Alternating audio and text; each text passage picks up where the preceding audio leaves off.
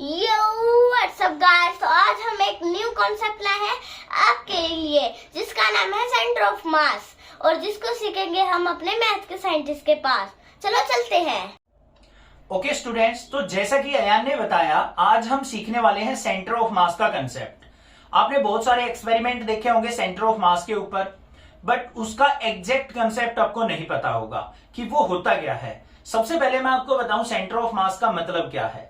आपको कोई भी ऑब्जेक्ट उठानी है, कोई भी ऑब्जेक्ट जो आपको दिखाई दे रही है, आपको उसका एक बैलेंसिंग पॉइंट ढूंढना है कि जिस पॉइंट पे हम उस ऑब्जेक्ट को बैलेंस कर सकते हैं, वही क्या होता है सेंटर ऑफ मास।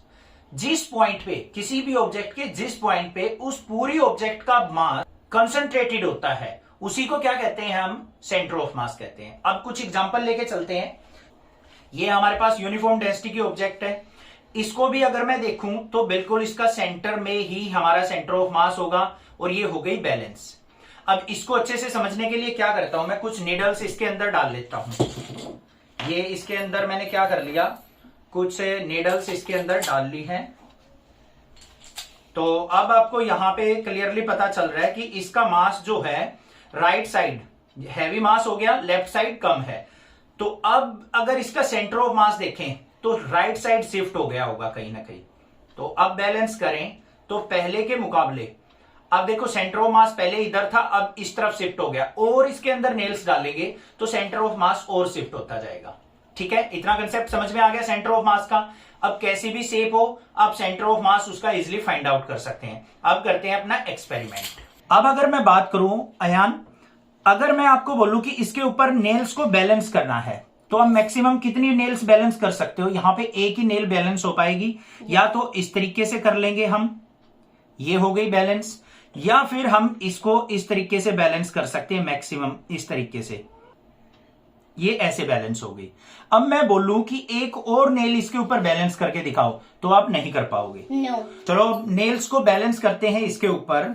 तो पहले आपको क्या करना है, एक नेल लेनी है, इसके ऊपर आपको इस तरीके से नेल्स को एडजस्ट करना है, एक लेफ्ट साइड एक राइट साइड, एक लेफ्ट साइड एक राइट साइड, जिससे यहां पे क्या हो जाए, जो मास है वो बैलेंस रहे।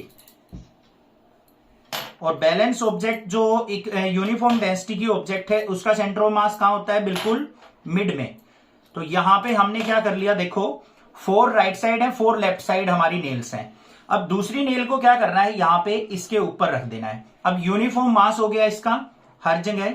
अब इसको अच्छे से उठाना है और उठा के इसके ऊपर बैलेंस करने की ट्राई करेंगे बिल्कुल सेंटर पॉइंट से। तो देखोगे तो यहां पे मैंने बहुत सारी नेल्स को बैलेंस कर लिया है ना, मस्त हो गया। पापा आपने ये कैसे किया, ये तो कमाल है। तो ये सेंटर ऑफ मास का ही कंसेप्ट है बेटा यहाँ पे। ठीक है, समझ में आ गया आप सभी को भी सेंटर ऑफ मास का कंसेप्ट। अगर आप बहुत ज्यादा क्लोज लेके आओगे, अगर मैं इसको थोड़ा सा घुमाऊं, बड़े ध्यान से घुमाएंगे इसको, तो अगर आपको अच्छे से दिखाई देगा। अब ये हिलना नहीं चाहिए, गिरना नहीं चाहिए, देखो ध्यान से। तो आप यहां पे नीचे वाली नेल को ध्यान से देखो, बिल्कुल सेंटर पे बैलेंस की हुई है मैंने। ठीक है, अब यहां पे एक और चीज दिखाता हूं मैं आपको। इसको मैं अगर पकड़ लूं और यहां से एक नेल को बाहर निकाल दूं, गिरा दी। अब अगर मैं इसी पॉइंट पे बैलेंस करूं, नहीं हो पाएगी, ये गिर जाएगी। थोड़ा सा मुझे शिफ्ट करना पड़ेगा, थोड़ा सा इस तरफ मैंने शिफ्ट किया है, अब फिर बैलेंस हो गई। अब देखो यहां पे क्या है, 4 नेल्स है, इस साइड मेरी 3 नेल्स है, एक मैंने निकाल दी है।